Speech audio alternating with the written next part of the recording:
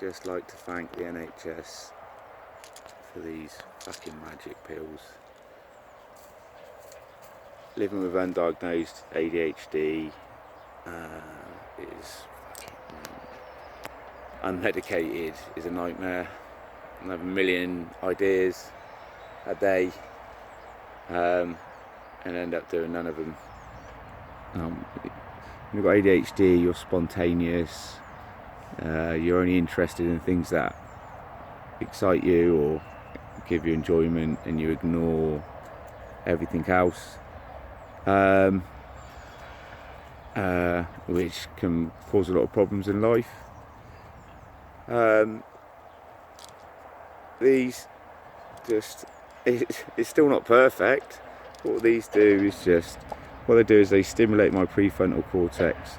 They give me a little bit more dopamine release for doing normal things, so it means I can keep my attention on things a little bit longer. And then if my environment's alright and I'm on my medication, I can do things and achieve things. And I've had ideas of stuff I want to do in my back garden and that for ages, and I've been trying to get people to do it with me because I haven't had the confidence to do it myself. And I've done something yesterday just with all the bits and bobs that I've collected around my garden. I've done it in a day and I'm really impressed with myself. Just want to show you. And it's thanks to these on their own, what happens is my brain starts working normally. I'm used to thinking a lot because with ADHD you think a lot but you don't do much. It's hard to take action to your thoughts, so you philosophise and think a lot. What happens though when I first started taking these was it brought back memories from the past, my childhood. It helped me to look at things differently and people differently in the way I've been treated when I was unmedicated, and it got a bit too much for me really. So this, which I'm not ashamed, I'm not hiding anymore. This is what's helped calm me down from all the coffee I drink when I was working, selling. So look,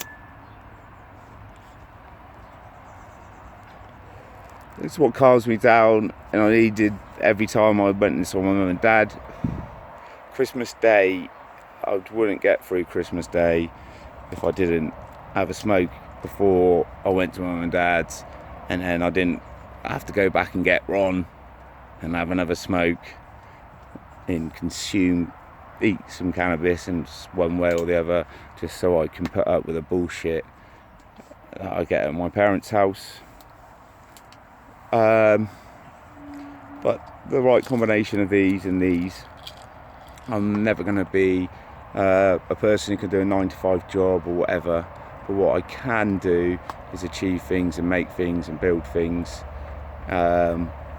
This gives me inspiration and ideas that I've always had, and I come up with these amazing ideas, and I've helped other people to actually do them, and they've actually originally come from me. But I couldn't never, it wasn't just medication. What it was a medication. I didn't have that medication to see things through, and I was always looking for approval, either from my friends or my family, and I always looked at the world a very different way. I've always been a bit of a hippie, but around the hooligans. I think that's the case, you know, and my mannerisms and the way I was is a lot to do with nurture, the way I was brought up, the people I was around. My friends were very much, or the people that I thought I could trust were people that acted like my mum and dad. That's not necessarily, now I realise they're not necessarily the best sort of people, the nicest sort of people. But what happened was I started to believe everyone in the world was like that. And I didn't have And, you know, when people were nice to me, really nice to me, I didn't trust them, and it's crazy. I had more trust for people that were horrible to me and I knew didn't like everything about me, because at least I knew they were being honest to a certain extent, and that still holds true. There's lots of people that don't like me, but they're nice to me when they see me. But it's more to do with fear or pity than actual, you know, friendship. Because I'm a weird motherfucker. But anyway, with the help of Mother Nature and NHS, because I'm all for Mother Nature. I'm all for living healthily, living naturally. I think the system is a load of bullshit, but the NHS, it's saved my life a number of times. It's helped a lot, and not all their medication is gonna have side effects. It's not gonna help people. It's not a miracle cure. Medication isn't a fucking miracle cure. The idea of the medication is to help you heal yourself, and to heal yourself is to do with environment and to do with perception and how you look at the world. Now, if you're depressed and you have to take antidepressants, I don't think that's a very good idea. It's the antis, it's depressing things, you know? Take some fucking magic mushrooms, man. Open up some things.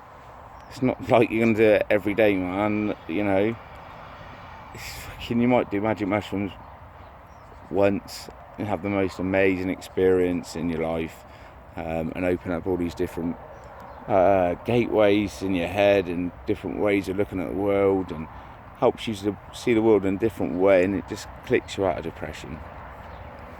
Now, that's not the same as if you'd done cocaine and then you was rushing and you felt amazing and you think you're the best and all these people are dancing with you and chatting with you and that girl was looking at me, it's amazing. That it is superficial, shallow bullshit. You're just going to be chasing something that never really happened. It was just in your head. It's just your ego talking to you on coke. That's all it is. An experience you might have on magic mushrooms and in nature, or even just like a spiritual experience that you may have, an experience where you grow. It doesn't have to be magic mushrooms. It's just that's what worked for me.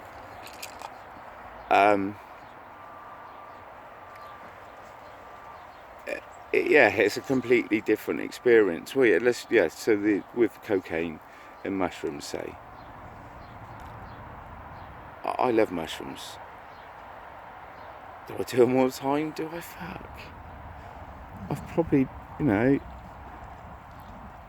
can't tell you how many times I've done them, but if I do mushrooms, I'm not going to do them maybe like once a year, or if I'm into it, I might not do them for 5 years or whatever. I don't know. I don't really keep track of all that bullshit as time. ADHD. What I'm saying is, it's not something you do all the time. It's something you do. It teaches you a lesson about life, and then you apply that to life. What other people, so that is using a natural substance. If you want to call it a drug, psychedelic drug, whatever, call it that. So that's using it.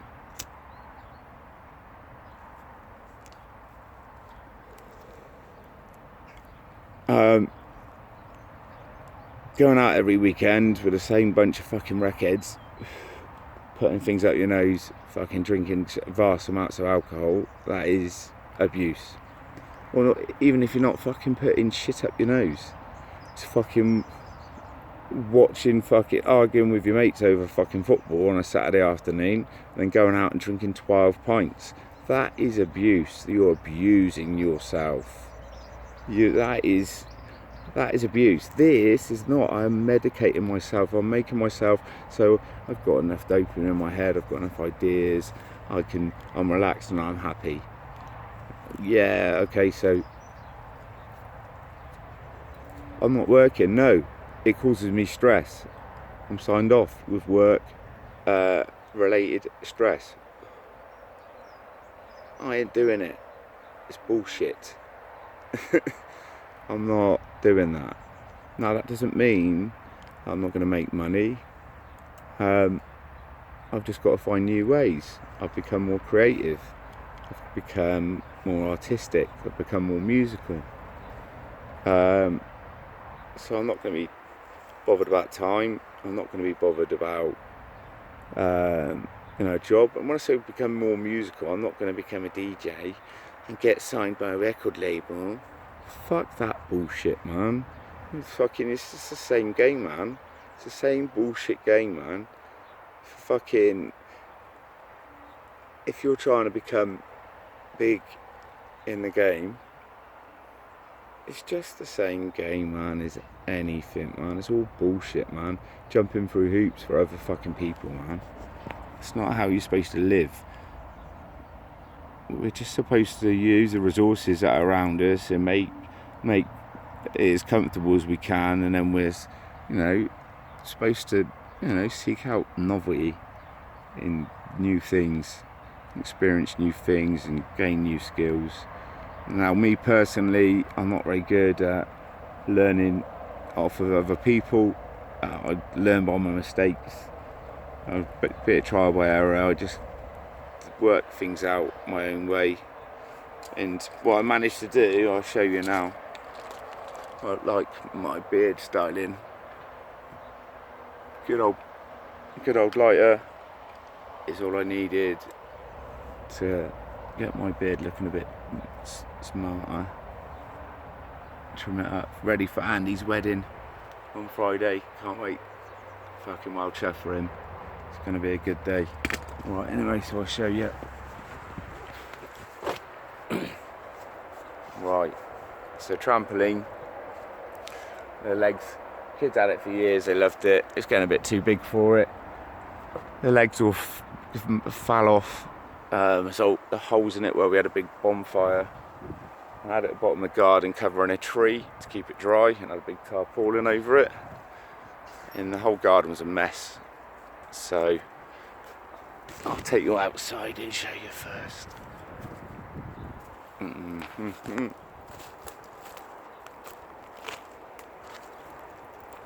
What I'm going to do with the roof, so I put a tarpaulin over it, and then there's some old beds, mattresses that I burnt. Naughty. Big bonfire down here.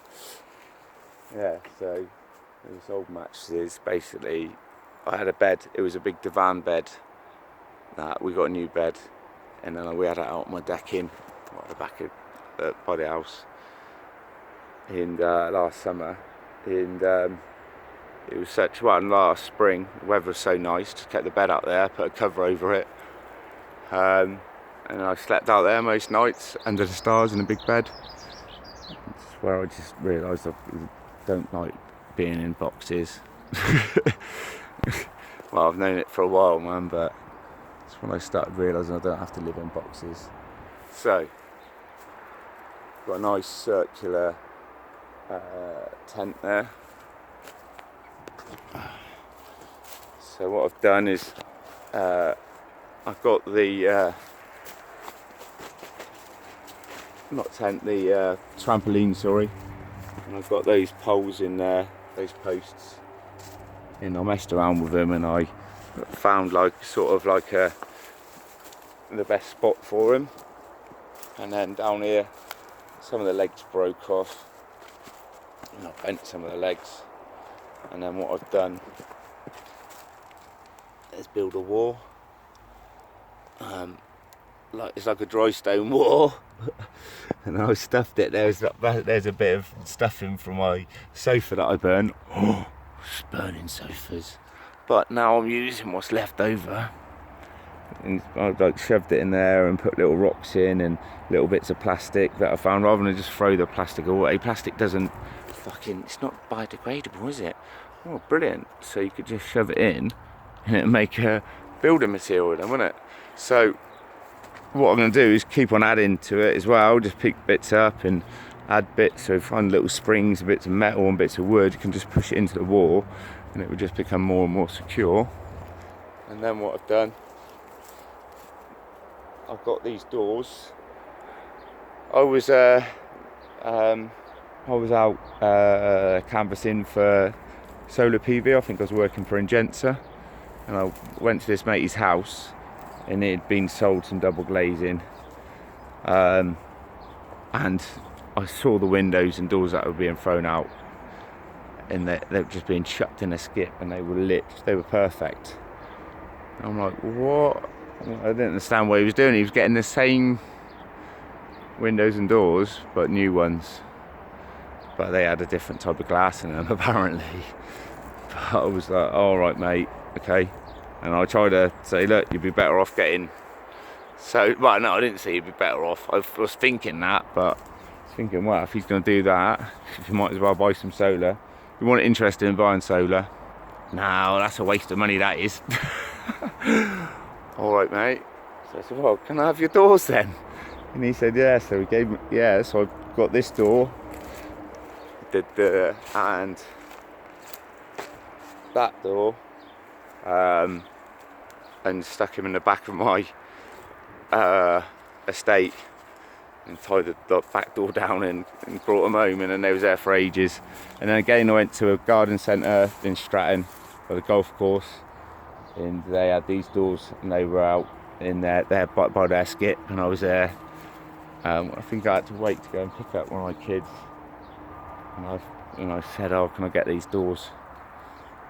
And I've got these ones. These ones are proper. They've got like a steel reinforced thingy for them. They're heavy as anything, man.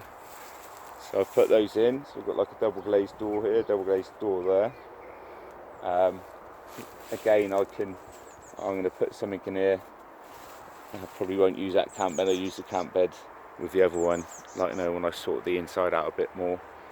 But what I'll put in here is something that I can put in and take out, because of the fire and stuff. You need that ventilation, and there at the moment is perfect. But it might be a case of, you know, I don't want to fight if it's hammer it down with rain. Don't want to fire. I'll put a cover on it, put something in here, put something in there, and then use another sort of heating system. Right. Yeah. So on here, what I'm going to do, get some more bed like frames.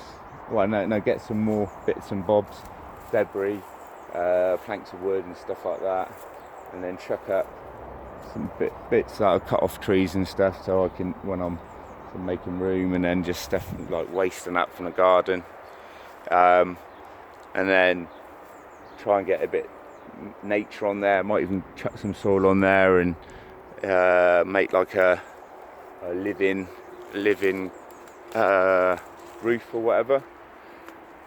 Yeah, basically, yeah. If I just, I might just do it like this year, just do with like what I've done there, but just do it all over.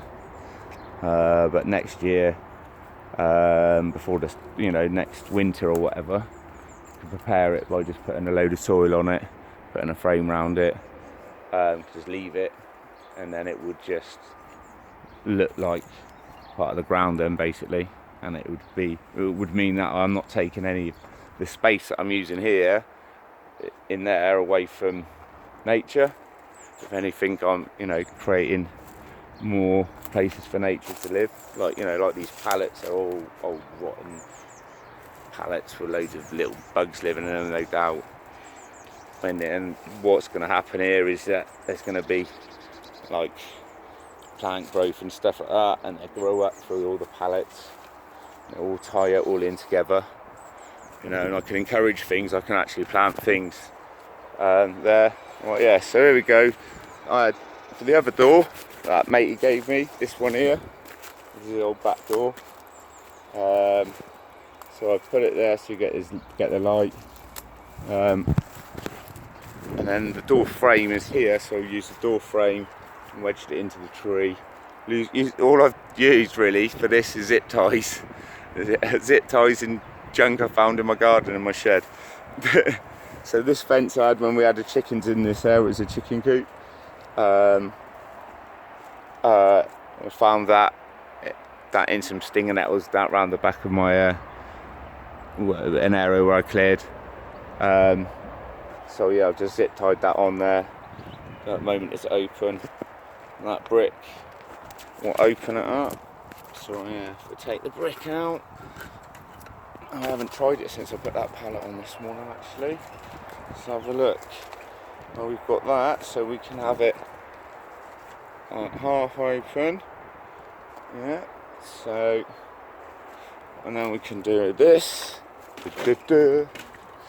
Oh, that's it. So yeah, oh, that works like that. So it goes into this one. So what I'll have to do is put something on here, a chain or something on here, and a chain on there, and then we can just put a padlock on there. And it's quite secure, really, for something that's got no wall. Alright, if you was in here and you put a lock on there, there ain't no other way you're getting in over that fence. So, come and have a go if you think you're hard enough. Jokes, yeah. So this bit of land here is owned by BT. They've got the tower thing there. I can't see thanks to these lovely trees. But what they're doing, this all used to just be a big field. They built a load of houses over here. But this bit here, just up there, just past the other fence, along there, the land is for like raised bed allotments. So it's really cool. So it means that, you know, even people in wheelchairs and old people and that would be able to do a bit of gardening, come down here and do it. There's a few of them down. I can't see them. There's a BT building anyway. But there's a few of them a bit further down. And then you've just got a bit of grass here as well. So I was really lucky with the development. Like the whole area, they haven't built anything too close. Right, so then what I've done here, a table we've had at the back of the garden for ages, camp chair. I started doing this feature, but I think I might use that to make build a better fire pit, those bricks. Yeah, so this is all in the canopy of the trees, and the canopy of the trees is pushing down on there. And then obviously this trampoline is the canopy that I made. So it's all just like in one. So I had a bit of a fire here yesterday. I used that. What I'm going to do is sort this area out and build a fire pit with some breeze blocks and the old bricks. And I'm going to use that and have the fire pit, and I've also got my tumble dry drum fire burner thing that I'm going to get here. So originally I was thinking that we could sit on this by the fire, but it would be too close to the fire. But now that's the barrier for the fires, and I'm going to have 3 little fires here. And then what that does, so I stayed out here all last night, and the fire created from that will create a little bit of smoke. It might be quite thick at times, but because I'm led down here in the lowest point, it doesn't affect me. Well, yeah, you do, yeah, and you can, like that, it's only going to be a little bit when the wood's drying out or whatever. But what it also does is create heat around this area, and it keeps it like at a nice temperature. So what I've done here is I've had some insulation that I was going to use in my caravan. I haven't used it yet. I was going to do it in a trailer tent. What I'm going to do with this is I'm going to line it on the walls, on the ceiling, if you like, on this side of the trampoline, so that will keep the heat in more as well, and it will also create more light. So it'll be cool. So the fire will be creating flames, and then you'll also see it up here.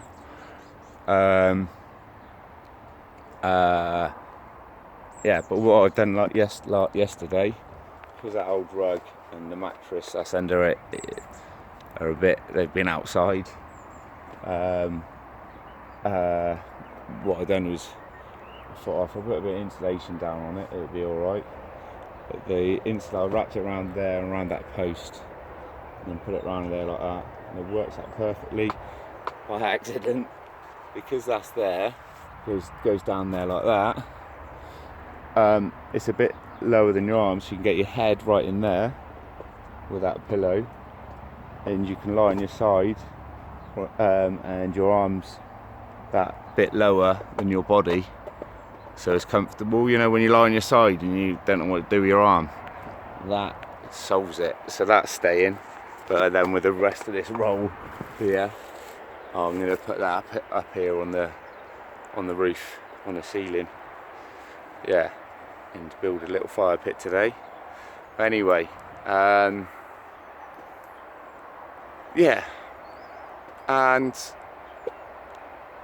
that is possible thanks to, well, not just the NHS, the doctors, the people that helped me in Devon, really, and that's because they're understanding people that are listening to me and believing what I'm saying. Unfortunately, I wasn't getting that from my doctors in Swindon or Blunston, people who've known me all my life. I wasn't getting that from my parents.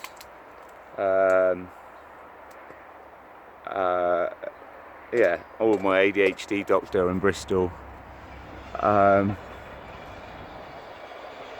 Yeah, thanks to the NHS people in Devon. No, thanks to the NHS.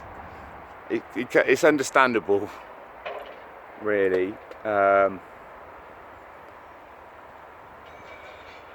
But yeah, no, I'm getting the right help. The medication is helping me to live the life that I want to live, and that might not be what everyone thinks right, or I don't give a fuck. I really don't. Sorry, I don't care what you think. You know, it's not about you, it's about me. First time ever. I've spent my life trying to make people happy,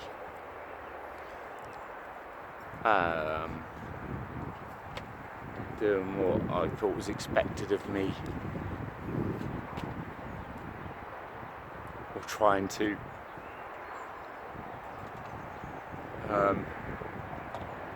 and trying to help people. And then as soon as I try and help myself, fucking people that I've known for 20 years or even more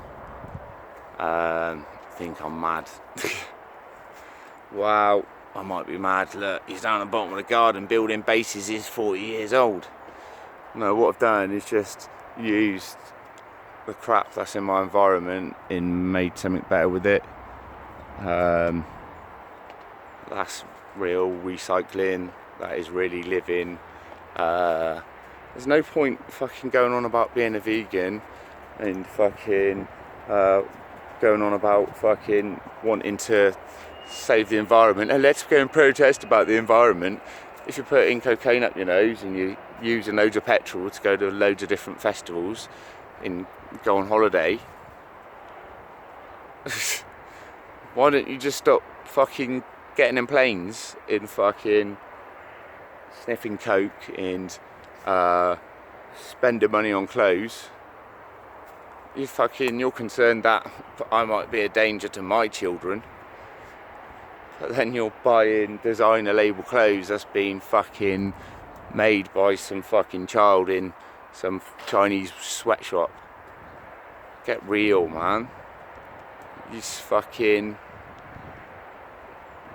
world is fucking not what you think it is. I'm not a crazy conspiracy theorist. Yeah, I'm aware that there are conspiracies. Yeah.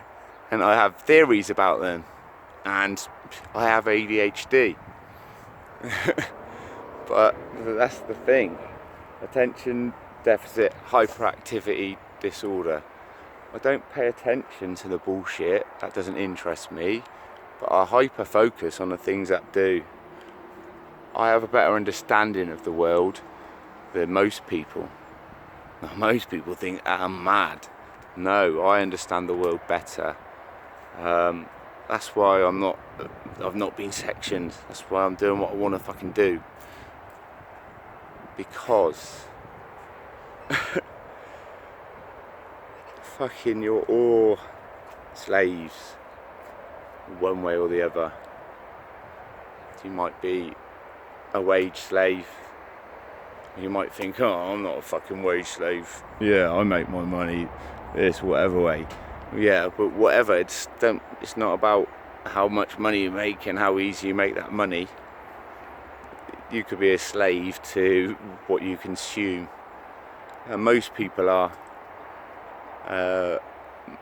Certainly the people that feel they're fortunate in the way they make their money, they're the biggest slaves, because they then become slaves to their own gluttony or their own greed or their own desires, and that can make you a very shallow person. I've spent a lot of time with these people, not because I'm like them, just because it's because I like the music, man. There's a certain music scene, the scene there, when I first got into it, it wasn't those sort of people, man. It wasn't all pretentious bullshit, man. It's peace, love and unity, man. That's what it was. There's people in fucking sweaty t-shirts that they've had on for a couple of days, fucking dancing to fucking good music, played by good DJs in good venues, having a lovely time, you know, doing whatever they're doing. But it's not the drugs that damage the music scene. It's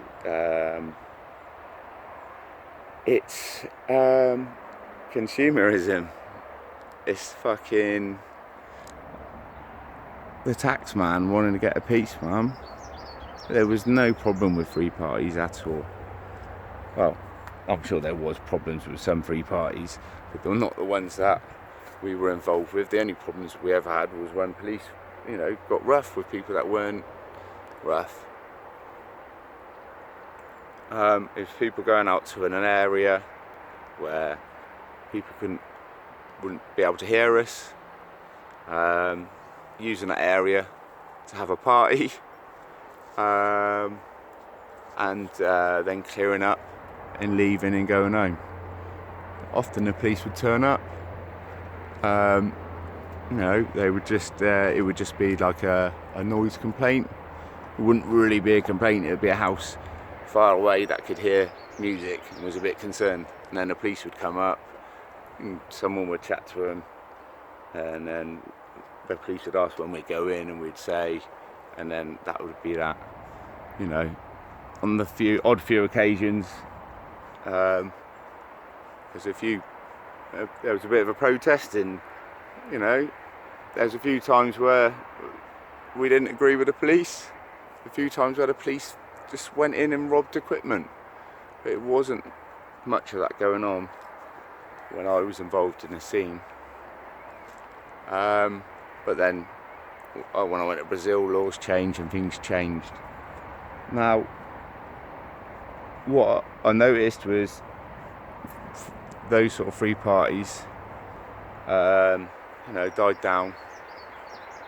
But things very similar to it, like music festivals, become very much more popular, like boutique music festivals. What you probably find is a lot of people that put on the free parties and stuff like that, you know, went on to put on these music festivals, which is great, you know. But for me, that becomes all about the money. But it's better than what happened in clubs.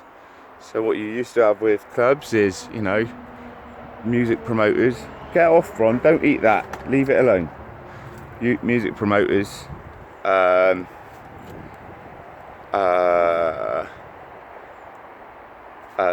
know that'll be normally a big DJ that's into a certain scene.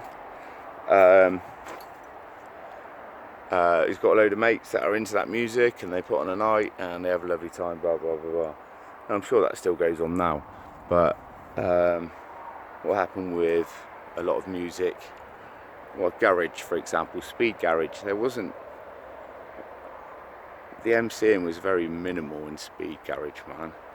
It was all about the fucking two-step, man. It was all about the dancing, man, in the amphitheatre and Brunel rooms.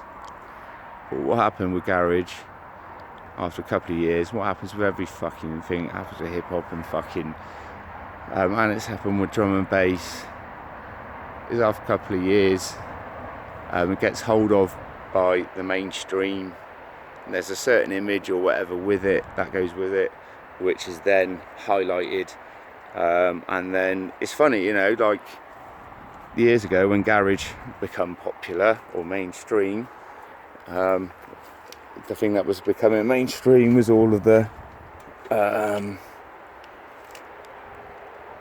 bullshit MC fucking hyper fucking, and it was all violent bullshit, man. And I went from going to fucking Brunel and listening to speed garage in amphitheatre to then garage becoming a bit more popular. And I remember going to one night and it was just fucking gangsters galore, literally. It was just bullshit, man. And it wasn't the music or the scene, it was the fucking making it popular and then making the songs that are violent and aggressive and fucking bring out the wrong side in people that attracted these idiots that weren't really into the scene. They were just fucking idiots, man. And yeah. And I just think that I'm just glad I was part of a nice scene, and I was part of a nice free party scene and part of some nice club nights put on by, you know, my friends that were promoting a night, and it was all about a group of friends listening to music, and going to free parties, just a group of mates with a van and a couple of speakers, with a load of other group of mates with vans and a couple of speakers, and then a load of mates in cars and bags of sweeties. Yeah, that was lovely. Yeah, but now to do that, you know, if you want that same sort of experience, you have to go to Boomtown and go and watch all these famous acts. It's no, to be fair, it's amazing. It's great. Boomtown's beautiful.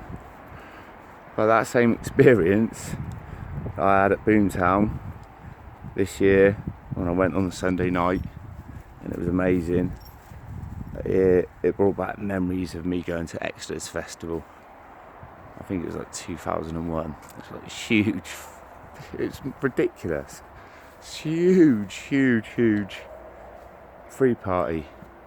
Right, Exodus is like these guys that squatted a farm for so many years, and then they could just throw these parties on it because of the law. And then this Exodus I went to, it was like the council would agree to give them a bit of land and let them do it. But what it turned out to be in the end, I really think, is they sort of allowed them to do it legally, so then they could clamp down on them. Like, it's like, yeah, and I don't think they really had them after that. But anyway, this one, yeah, it was huge. It was ridiculously huge. It was like 50, 60 sound systems. And when I say sound systems, I mean like circus tents full of fucking void fucking speakers and fucking fully rigged lighting systems and smoke machines and fucking pole dancers and fucking two tiny little rigs, you know, with a little, you know, little raster with some fucking 40-year-old speakers, you know, but just all jamming. It's just mad. There's a couple of police It was on off the motorway junction. There was like one police car, and there was tens of thousands of people. It could be 100,000 people, and it was just underneath this motorway bridge in these two fields. Like there's a bridge you went under, and it was just amazing. It was just magnificent, and like literally, yeah, it cost nothing. It was free. There was rigs that was off, you know, you could give donations to. You know, the rigs were selling booze and stuff like that. You know, if you're listening to a rig, you're going to buy your booze off of them.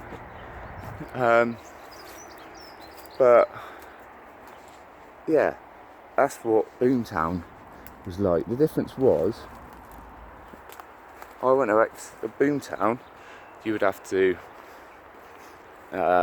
order your tickets online or whatever, and fill out all that bullshit and give your ID and get in this fucking special band that cost you like fucking 300 quid or something stupid, and then you'd have to arrange with your mates and get your tent and all that sorted, and then get all your stuff ready and blah blah blah blah, and then you'd go there, and then there'd be such a big lineup, you'd be like, oh well, we need to be here for that, and they say you need to schedule it all, plan it all. Now when I went to Exodus Festival,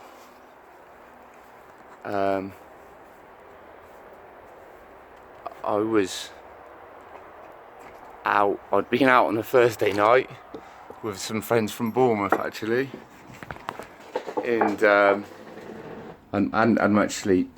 And then it was the Friday night, and I think it was my dad's birthday or something. I'd gone to an Italian restaurant, and I was feeling worse for wear. I didn't want to be there really, listening to their bullshit. And then my mates phone me up, and they say, do you want to go to Exodus Festival? And I'm like, oh, I'm just having a meal at the moment. And I'm like, well, yeah, I'm up for that. When are you going? And they're like, in about an hour. And I'm like, yeah, alright, pick me up from the restaurant. Literally got picked up from the restaurant, completely spontaneous. And yeah, completely spontaneously, yeah, just jumped in. And where are we going in? Oh, Luton. Oh, oh, wow, yeah, I've heard about that, man, yeah. Oh, yeah, I'd love to go there. Oh, brilliant, let's go. I'm in. I've just gone out for a meal with my parents, so I've got like a black smart polo shirt thingy on, man. And like, normally I'm in a like hoodie, black hoodie, very in jeans or whatever, man. Or baggy jeans, combat jeans or something like that. This 20 years ago or whatever it was. But I've got like a polo shirt on, and I'm thinking, oh, yeah. So I didn't give a fuck. I just gone there and got wrecked. But anyway, it's huge, massive part. It was amazing. Just bumped into some mates from Newbury and just fucking had some really good chats, some real good times. Just really good memories. On the Sunday, my mates have just had enough and they need to get out and clear their head. So they said, do you want to come for a drive? And I'm literally, yeah, me and Kev Ward have, yeah, so one of those times with the mushrooms, yeah, that was one of them, I think, and with a little bit of paper as well, maybe something, yeah, Katie, maybe, so, another, yeah, well, it was a time of experimenting, really, you know, expanding my, you know, perceptions. And at that time, my perceptions were all over the shop. So I remember getting in the back of this van with Kev Ward, and he's in a similar place. And we're literally looking at the van and all the rust and everything else in the van, and the van's moving, and we're like, whoa, what's going on here? And they're driving along. And then I remember Marie goes, oh, car boot sale. I'm like, whoa, we gotta get a car boot sale. Come on, let's get a car boot sale. And but they don't, they keep driving. And then, oh no, they said we stop at the car boot sale. And I buy, so I've got this black polo shirt thingy with a collar on it. Everyone else is in t-shirts and just all, you know, it's not a place you wear a smart shirt like that. Anyways, this tie, and it's got these squiggles on it. And he's going, look, fold it in half. I folded it in half down the middle, and it read bollocks, bollocks, bollocks. So on it had bollocks, bollocks, bollocks, bollocks, bollocks, bollocks. But it just looked like a smart tie with squiggles down it. So I put this tie on. I'm like, that is mint. Oh, I love this tie. Yeah, and I'm like that, and fucking. And then Kev's like, oh, what you got a tie on for, man? And I'm like, whatever. Didn't say to him, Marie, and I think it was Gerald as well, yeah. Marie was like, you know, I was just going to Kev. Just saying, bollocks, bollocks, bollocks. Didn't even know. I was loving it, man. And then fucking went back to Exodus Festival, and honestly, you wouldn't believe what wearing a tie at Exodus Festival and looking all clean cut like I did then. That's at Exodus Festival and the impression that people have of you. Like I've literally done everything. I'm not, and when I say that, I don't mean that I've excessively done one thing over and over again, because that is abuse and addiction. What I mean is, I've tried a lot of different things together. So, the way I used to do it was, you know, there would be, you know, if you're taking mushrooms and you had LSD, it's going to open up different pathways and different doorways, and it's just going to have a different experience.